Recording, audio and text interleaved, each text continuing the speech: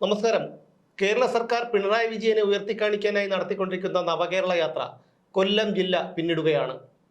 ഇത്രയും ദിവസം youth കോൺഗ്രസുകാർ പ്രതിഷേധിക്കുന്ന youth കോൺഗ്രസുകാരെ ക്രൂരമായി തല്ലിച്ചതയ്ക്കുകയായിരുന്നു ഡിവൈഎഫ്ഐ ഗുണ്ടകൾ. എന്നാൽ ഇന്ന് സ്ഥിതി മാറിയിരിക്കുന്നു. കൊല്ലത്ത് പ്രതിഷേധിച്ച യൂത്ത് കോൺഗ്രസുകാരെ മർദ്ദിച്ച ഡിവൈഎഫ്ഐക്കാരെ അവർ തിരിച്ചു നേരിട്ടിരിക്കുകയാണ്.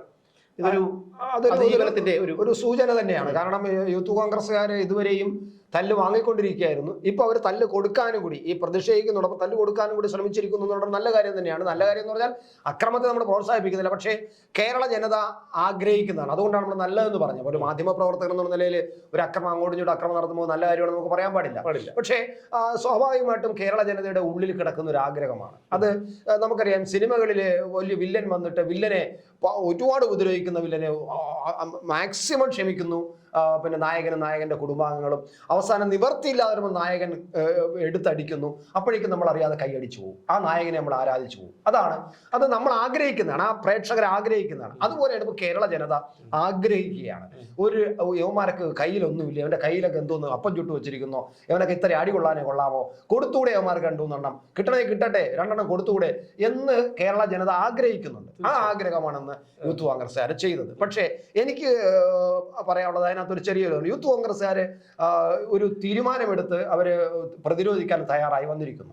അവര് ഡിവൈഎഫ്ഐ ആണ് അവര് നേരിടാൻ തയ്യാറായി വന്നിരിക്കുന്നത് എന്നുള്ളത് സ്വാഭാവികമാണ്. കാരണം ഇത്രയും ദിവസമായിട്ട് രണ്ടാഴ്ചയോളമായിട്ട് അവർ ഇങ്ങനെ അടികൊണ്ടുകൊണ്ടിരിക്കുകയാണ്. അവിടെ നിന്ന് വടക്കൻ കേരളത്തിൽ നിന്ന് തെക്കൻ കേരളം വരെ അടികൊണ്ടുകൊണ്ടിരിക്കുകയാണ്. അങ്ങനെ ഇരിക്കുമ്പോൾ സ്വാഭാവികമായിട്ടും യൂത്ത് കോൺഗ്രസ്സുകാർ ഈ ഒരു തീരുമാനം എടുത്തിരിക്കുന്നു. ഞങ്ങൾ പ്രതിരോധിക്കാൻ, ഡിവൈഎഫ്ഐ പ്രതിരോധിക്കാൻ തീരുമാനം എടുക്കുകയും അവര് അതിനുവേണ്ടി ഇറങ്ങിത്തിരിക്കുകയും ചെയ്തിരിക്കുന്നു. അവർ ചെറുതായിട്ട് കയ്യിൽ 2 കമ്പോ കരുതിയിരുന്നു. മറ്റവന്മാർ കമ്പും കൊണ്ടുവന്ന് അടിച്ചപ്പോൾ ഇവരും കമ്പും കൊണ്ട് തിരിച്ചടിച്ചു. പക്ഷേ യൂത്ത് കോൺഗ്രസ്സുകാര് ഡിവൈഎഫ്ഐ ആണ് നേരിടുന്നത് എന്നത് അവർക്ക് കുറച്ചും കൂടി ഒരു ജാഗ്രത വേണമായിരുന്നു. കാരണം ഇങ്ങനെ അല്ല. കാരണം ഡിവൈഎഫ്ഐയെ സംബന്ധിച്ചിടത്തോളം അറിയാമല്ലോ, അവർക്ക് വേറെ ഒന്നും നോക്കാനില്ല. അവർക്ക് ഭരണം ഇരിക്കുന്നോ മറ്റോ ഇരിക്കുന്നൊന്നുമില്ല. അവർക്ക് ചെയ്യണമെന്ന് തോന്നി അവർ ചെയ്തിരിക്കും. അതിനകത്ത് വേറെ തിരിഞ്ഞുമറി നോട്ടമില്ല. അപ്പൊ അങ്ങനെയുള്ള ഒരു ഗൂണ്ട സെറ്റപ്പ് ആണ് ഡിവൈഎഫ്ഐ എന്ന് പറയുന്നത്. നമ്മളെപ്പോഴും പറയാറുണ്ട്. ചിലപ്പോൾ ഡിവൈഎഫ്ഐക്കാർ ഇഷ്ടപ്പെടില്ലായിരിക്കും ഗൂണ്ട സെറ്റപ്പ് എന്ന് പറയുന്നത്. പക്ഷേ നമ്മൾ കണ്ടുകൊണ്ടിരിക്കുകയാണ് നിങ്ങൾ കാണിക്കുന്ന ഗൂണ്ടായിസം. അതുകൊണ്ട് പറയാതിരിക്കാൻ നിവർത്തിയില്ല. അതുകൊണ്ട് പറയുന്നുണ്ട്. അത് മാത്രം യൂത്ത് കോൺഗ്രസ് നേതാവ് പിന്നെ രാഹുൽ മാങ്കൂട്ടത്തിൽ പറഞ്ഞത് മുഖ്യ ഗൂണ്ടയുടെ പ്രമുഖ ഗൂണ്ടകൾ എന്നാണ് ഈ ഡിവൈഎഫ്ഐക്കാരെ ഒക്കെ വിളിച്ചത്. അപ്പൊ സ്വാഭാവികമായിട്ട് മുഖ്യമന്ത്രി പോലും ഗൂണ്ട എന്നാണ് രാഹുൽ മാങ്കൂട്ടത്തിൽ വിളിക്കുന്നത്. അപ്പൊ നമുക്ക് അങ്ങനെ വിളിക്കേണ്ട കാര്യമില്ല. പക്ഷേ കണ്ടുകൊണ്ടിരിക്കുന്നത് കൊണ്ടും നമ്മുടെ കണ്ണിൽ നേരത്തെ കാണുന്നത് കൊണ്ടും ഗൂണ്ടായിസം തന്നെയാണ്. അപ്പൊ അതവിടെ ഇരുന്നോട്ടെ. എന്തായാലും ഇവര് യൂത്ത് കോൺഗ്രസ്സുകാർ കുറച്ചും കൂടെ തയ്യാറെടുക്കണമായിരുന്നു. അവരാകപ്പാടെ 6-7 പേര് മാത്രമാണ് കുറച്ച് പ്രതിരോധിക്കാൻ വന്നത്. സ്വാഭാവികമായിട്ടും ഡിവൈഎഫ്ഐക്കാർ ഇവിടെ നിന്ന് വാളണ്ടിയേഴ്സാണ്. അവർ നല്ല പരിശീലനം കിട്ടിയ വാളണ്ടിയേഴ്സാണ്. ഈ പരിശീലനം കിട്ടിയ വാളണ്ടിയേഴ്സ് അവന്മാർ കൃത്യമായിട്ടും ഈ സദസ്സിൽ വണ്ടിയുടെ പുറകെ അവന്മാർ വണ്ടിയിൽ വരുന്നുണ്ട്. എല്ലായിടത്തും അവരാണ് ഇറങ്ങി അടിക്കുന്നത്. അപ്പോൾ അവർ വരുമെന്നും അടിക്കുമെന്നും ഒക്കെ അറിയാവുന്ന ഇവര് ആകെ 5-6 പേര് കുറച്ച് സ്പ്രേയും കുരുമുളക് സ്പ്രേയും കൊണ്ട് വന്നിട്ട് അവർ അടിക്കുന്നു. പലയിടത്തും നമ്മൾ കണ്ടത് അടി അവർക്ക് അങ്ങോട്ട് കൊടുക്കാനും കഴിയുന്നില്ല, തിരിച്ച് വാങ്ങിക്കുകയാണ് കാണുന്നത്. എന്നാൽ കുറച്ചൊക്കെ ഡിവൈഎഫ്ഐക്കാർക്ക് അവർക്ക് അടി കൊടുക്കാനും കഴിഞ്ഞു. പക്ഷെ അത് പോരാ. തയ്യാറെടുക്കുമ്പോൾ അത് പ്രത്യേകിച്ച് സുധാകരന്റെ ഒരു പട്ടാളം, കെ സുധാകരന്റെ പട്ടാളം, സതീശന്റെ അല്ല, കെ സുധാകരന്റെ പട്ടാളം ഇങ്ങനെയല്ല ഇറങ്ങേണ്ടത് എന്നാണ് എനിക്ക് പറയാനുള്ളത്. സ്വാഭാവികമായിട്ട് അവർ കുറച്ചും കൂടെ, കാരണം ഇന്ന് ഈ ഡിവൈഎഫ്ഐക്കാര് പോയപ്പോൾ ആദ്യം പോലീസ് ഒന്ന് എല്ലാവരെയും പറഞ്ഞു വിട്ടു. അങ്ങോട്ടും ഇങ്ങോട്ടും കുറച്ചൊക്കെ അടി കൊണ്ടു. ഒരു പോലീസുകാരന് അടി കിട്ടി. ഇതിനിടയ്ക്ക് ഇവര് യൂത്ത് കോൺഗ്രസ്സുകാരെ പറഞ്ഞു ഓടിച്ച് നമ്മുടെ സ്ഥലത്ത് പറഞ്ഞു വിട്ടു. ഡിഫിക്കാരെ പറഞ്ഞു വിട്ടു. കുറച്ച് കഴിയുമ്പോൾ വീണ്ടും കൂടുതൽ ഡിഫിക്കാർ വന്നു. അതാണ് ഡിവൈയുടെ ഞാൻ പറഞ്ഞതാണ്. അതാണ് ഡിവൈഎഫ്ഐ. വീണ്ടും കുറച്ച് ഡിവൈഎഫ്ഐക്കാർ വന്നു. വീണ്ടും ഈ പറഞ്ഞ് കടന്നു പോയ പോലീസ് പറഞ്ഞു വിട്ട യൂത്ത് കോൺഗ്രസ്സുകാരെ വീണ്ടും ചെന്ന് തല്ലുന്നു. അവിടെ വീണ്ടും അടിയാകുന്നു. അപ്പോ കൂടുതൽ അടി കിട്ടിയത് ഈ യൂത്ത് കോൺഗ്രസ്. കാരണം എന്താണ്? അവര് തയ്യാറെടുത്ത് വന്നാൽ അവർ തയ്യാറെടുത്ത് വന്നിരിക്കണം. തീരുമാനം എടുത്തു കഴിഞ്ഞാൽ തീരുമാനമായിരിക്കണം. അതല്ല നമ്മൾ സുധാകരന്റെ ടീമിൽ നിന്ന് അല്ല. നിർഭാഗ്യവശാൽ യൂത്ത് കോൺഗ്രസിൽ മറ്റൊരു കാര്യമുണ്ട്. അവരുടെ നേതാക്കളാരും മുതിർന്ന നേതാക്കളാരും ഇവരെ പിന്തുണയ്ക്കുന്നില്ല എന്നുള്ളതാണ്. പേരിന് വേണ്ടി എന്തോ പറയുന്നു. എന്നാൽ സ്ഥിതി അതല്ല. ഡിവൈഎഫ്ഐ സ്ഥിതി അതല്ല. കാരണം എ കെ ബാലൻ മുതലുള്ള ന്യായീകരണ തൊഴിലാളികളും മുതിർന്ന നേതാക്കളും എല്ലാവരും മുഖ്യമന്ത്രി തന്നെ ന്യായീകരിച്ചുകൊണ്ടിരിക്കുകയാണ്. ബി ഗോവിന്ദൻ പാർട്ടി സെക്രട്ടറി ആവട്ടെ, എല്ലാവരും ഡിവൈഎഫ്ഐ ന്യായീകരിച്ചുകൊണ്ടിരിക്കുക. മാത്രമല്ല, മുഖ്യമന്ത്രി നിങ്ങൾ തുടരണം. ഈ മാതൃകാപരമായ ഈ രക്ഷാപ്രവർത്തനം തുടരണം എന്ന് പറയുമ്പോൾ പക്ഷേ അതിന് കോൺഗ്രസിൽ ആരും തയ്യാറല്ല. മുരളീധരൻ തയ്യാറല്ല. മുരളീധരൻ പറഞ്ഞിട്ടില്ല, ഒന്നും പറഞ്ഞിട്ടില്ല. വി.ഡി. സതീശൻ പറഞ്ഞിട്ടില്ല. എന്തിനും വേണ്ടി എന്തെങ്കിലും പറയുന്നു എന്നല്ലാതെ ശക്തനായ ഈ കെ സുധാകരൻ KPCC അധ്യക്ഷനായപ്പോൾ നമുക്ക് എല്ലാവർക്കും ഒരു പ്രതീക്ഷ ഉണ്ടായിരുന്നു കേരളത്തിൽ കോൺഗ്രസിൽ ഒരു മാറ്റം വരുമെന്ന്. പക്ഷെ അതിന് തടസ്സമായി നിൽക്കുന്നത് ഈ വി.ഡി. സതീശൻ എന്ന് പറയുന്ന പ്രതിപക്ഷ നേതാവ് തന്നെയാണ്. അദ്ദേഹത്തിന് ഈ പ്രസ്താവന ഇറക്കി അതൊരു നാടകം. അദ്ദേഹത്തിന്റെ കാര്യം കേൾക്കാം. ഈ കേരളത്തിൽ ഒരു കണക്കിന് കേരളത്തിലെ ശാപം ഈ പിന്നെ പ്രതിപക്ഷ നേതാവാണ്. നമ്മൾ അതിലേക്ക് വരണ്ട. ഈ കെ സുധാകരനെ പോലെ ഒരു ധീരനായ ഒരു നേതാവ് പിന്തുണയുമായി പിന്നിലുണ്ടായിരുന്നുവെങ്കിൽ ഈ യൂത്ത് കോൺഗ്രസിന് അതൊരു വിഷയമില്ല. കാരണം യൂത്ത് കോൺഗ്രസ് ഇങ്ങനെ ഉണർന്നടിക്കുമ്പോൾ നമുക്ക് തന്നെ ഒരു അത്ഭുതമാണ്. കാരണം ഇത്രയും നല്ല ആർജവും ഊർജവും ആരോഗ്യവും ഉള്ള ചെറുപ്പക്കാർ ഇതിൽ ഉണ്ടായിരുന്നു എന്നുള്ള കാര്യമാണ്. പക്ഷെ ഇവരുടെ തലയ്ക്കകത്ത് കുത്തിവെക്കുന്നതല്ല അവരുടെ തലച്ചോറ്. സ്വതന്ത്രമാണ് അവരുടെ തലച്ചോറ്. കുറച്ചുകൂടെ മനുഷ്യത്വം പറയും. നേതാക്കന്മാരെ കുഴപ്പമുണ്ടെങ്കിൽ അവർ വിളിച്ചു പറയും. കുറച്ചുകൂടെ മനുഷ്യത്വമുള്ളവരാണ്. ജനങ്ങളെ പേടിയുണ്ടോ? ജനങ്ങളെ കൃത്യമായിട്ട് ജനങ്ങളെ പേടിയുണ്ട്. പക്ഷെ ഇവർക്ക് ജനങ്ങളെ പേടിയില്ല. ഇവർക്ക് ആരെയും ലോകത്ത് ആരെയാണ് പേടിയുള്ളൂ? ലോകത്തായ പിണറായി വിജയനെ മാത്രമേ പേടിയുള്ളൂ. അത് എന്തിനാന്ന് വെച്ചാൽ വെറും ഒരു പടത്തിനെ പേടിക്കുന്നത് പോലെയാണ് അവർ പിണറായി വിജയനെ പേടിക്കുന്നത്. അല്ലാതെ ഇതിലൊന്നും നടക്കുന്നില്ല. ഇത് നമ്മൾ ഈ നവകേരള സർക്കിട്ട് തുടങ്ങിയ ദിവസം മുതൽ കണ്ടുകൊണ്ടിരിക്കുകയാണ്. ഇതുപോലെ ഒരു ക്രൂരമായി തല്ലിച്ചതയ്ക്കുക എന്നുള്ളത്, ചെടിച്ചട്ടിയും ഹെൽമറ്റും എടുത്തടിക്കുന്നത്, എന്തെല്ലാം ഇതാണ് നടക്കുന്നത്. പക്ഷെ ഇതിപ്പോ കൊല്ലത്തെത്തി തുടരുമോ? ഇനി തുടരും തീർച്ചയായിട്ടും. കാരണം തിരുവനന്തപുരത്ത് ഇപ്പോൾ നമുക്ക് ഇതെല്ലാം കൂടെ കൂട്ടി വായിക്കുമ്പോൾ നമുക്കറിയാം തലസ്ഥാനത്താണ് ഇതിന്റെ സമാപനം. വട്ടിയൂർക്കാവിലാണ് സമാപനം. അപ്പൊ ഈ തലസ്ഥാനത്ത് ഒരു അതിതീവ്രമായ ഒരു പ്രതിരോധം, ഒരു പ്രതിഷേധം യൂത്ത് കോൺഗ്രസിന്റെ ഭാഗത്ത് നിന്ന് ഉണ്ടാകും എന്ന് തന്നെയാണ് പ്രതീക്ഷ. ഈ യൂത്ത് കോൺഗ്രസിന്റെ ഭാഗത്ത് നിന്ന് മാത്രമായിരിക്കുമോ പിന്നെ തിരുവനന്തപുരത്ത് പ്രതിഷേധം ഉണ്ടാകുക എന്നത് എനിക്ക് തോന്നുന്നില്ല. യൂത്ത് കോൺഗ്രസ് മാത്രമല്ല, യുവമോർച്ച ഒരു അഡ്ജസ്റ്റ്മെന്റ് രാഷ്ട്രീയമാണ് BJP ഇപ്പോൾ CPM-മായി ഒത്തുകളിച്ച് കേരളത്തിൽ നടപ്പിലാക്കിക്കൊണ്ടിരിക്കുന്നു എന്നുള്ള കാര്യം നമുക്ക് എല്ലാവർക്കും അറിയാവുന്നൊരു കാര്യമാണ്. അല്ല, പക്ഷേ ഈ മറ്റേ വിഷയം കൂടെ കിടക്കുന്നുണ്ട്. അതായത് ഗവർണർ വിഷയം കൂടെ കിടക്കുന്നത് കൊണ്ടും ഇവിടെ തിരുവനന്തപുരത്ത് സമാപിക്കാൻ ഇനി 2 ദിവസം കൂടി അധികം 2-3 ദിവസം കൂടി ഉള്ളത് കൊണ്ടും ഈ 2-3 ദിവസത്തിനകത്ത് ഇനിയും പലതും സംഭവിക്കാം. രാജ്ഭവന്റെ ഭാഗത്ത് നിന്ന് ചില മൂവ്മെന്റുകൾ ഉണ്ടാകാം. ഈ പോലീസുകാർക്കെതിരായിട്ടോ ഈ പറയുന്ന SFIക്കാർക്കെതിരായിട്ടോ ഇനിയും കൂടുതൽ മൂവ്മെന്റ്സുകൾ ഈ നമ്മുടെ രാജ്ഭവനിൽ നിന്നുണ്ടാകാം. അങ്ങനെ വരുമ്പോൾ സ്വാഭാവികമായിട്ടും ഇവരുടെ SFI എന്ന് പറയുന്ന സംഘടനയെ കുറിച്ച് നമുക്കറിയാം.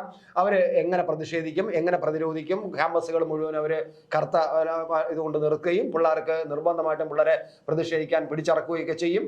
സ്വാഭാവികമായിട്ടും അങ്ങനെ ഒരു നിർബന്ധിച്ച് സമരത്തിലേക്ക് ഇറക്കുമ്പോൾ ബാക്കി എന്തൊക്കെ അഡ്ജസ്റ്റ്മെന്റ് ഈ പിന്നെ CPM-ഉം ഇവിടുത്തെ KJP-യും തമ്മിൽ ഉണ്ടെങ്കിൽ പോലും, അന്തർധാര ഉണ്ടെങ്കിൽ പോലും ABVP എന്ന സംഘടന അത് ഏറ്റെടുക്കും.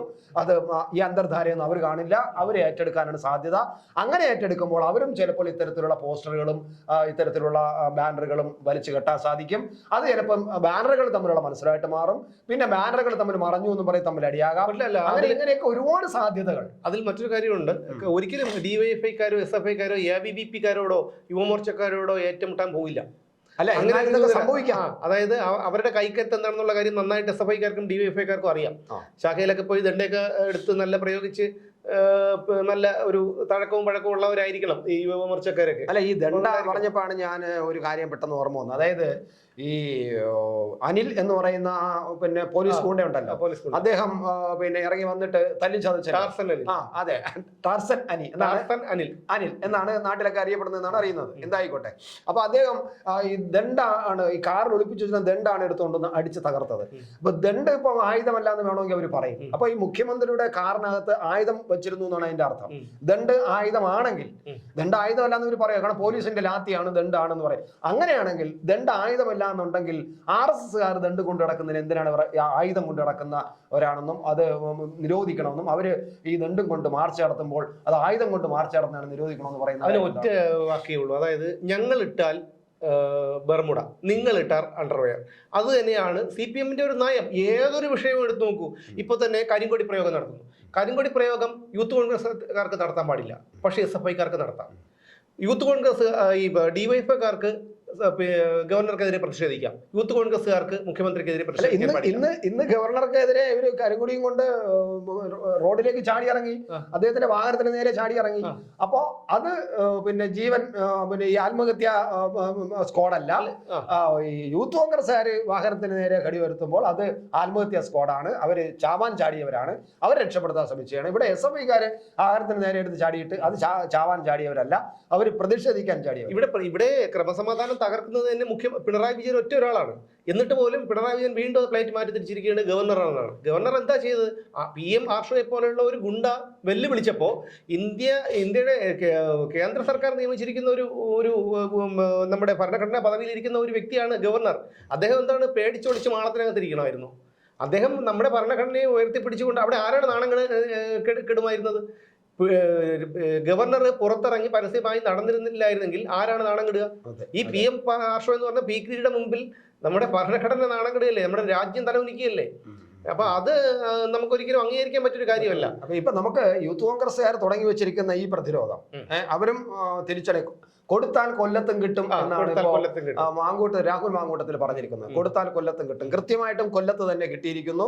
അപ്പോ ക്ഷമിക്കുന്നതിനൊരു അതിരുണ്ട്, സഹിക്കുന്നതിന് അതിരുണ്ട്, ജനാധിപത്യം എന്ന് പറഞ്ഞ് അതിനെ സംരക്ഷിക്കുന്നതിനൊരു അതിരുണ്ട് എന്നതാണ് ഈ കാണുന്നത്. സ്വാഭാവികമായിട്ടും ഇനി നാളെ ഏറ്റവും പ്രധാനപ്പെട്ട ഒരു ദിവസമാണ്. കാരണം നാളെ ചടയമംഗലത്ത് 3 മണിക്ക് ഈ മുഖ്യമന്ത്രിയുടെ രാജസദസ് എത്തുന്നുണ്ട്. അവിടെ വന്നാൽ കാണിച്ചു തരാമെന്നാണ് ഒരു ഗോപികൃഷ്ണൻ എന്ന് പറയുന്ന പോലീസുകാരൻ ഈ ഇദ്ദേഹത്തിന്റെ എസ്കോർട്ട് ടീമിലുള്ളതാണ്. പോലീസ് ഗുണ്ട. അതാണ് ഇദ്ദേഹത്തിന്റെ എസ്കോർട്ട് ടീമിലുള്ളതാണ്. പക്ഷെ ഇപ്പോൾ ഈ രാജസദസ്സിൽ അദ്ദേഹത്തിന് ഡ്യൂട്ടി ഇല്ല. പക്ഷെ അദ്ദേഹം എസ്കോർട്ട് ഡ്യൂട്ടിയിലുള്ള ആളാണ്, ആ ടീമിലുള്ള ആളാണ്. പക്ഷെ രാജസദസ്സിൽ ഈ യാത്രയിൽ അയാളില്ല. എങ്കിൽ പോലും അയാൾ കാണിച്ചു തരാം, നീയൊക്കെ അവിടെ ഒന്ന് തടഞ്ഞു നോക്ക്, കാണിച്ചു തരാമെന്നും പറഞ്ഞാണ് അയാൾ ഫേസ്ബുക്ക് പോസ്റ്റ് ഇട്ടത്.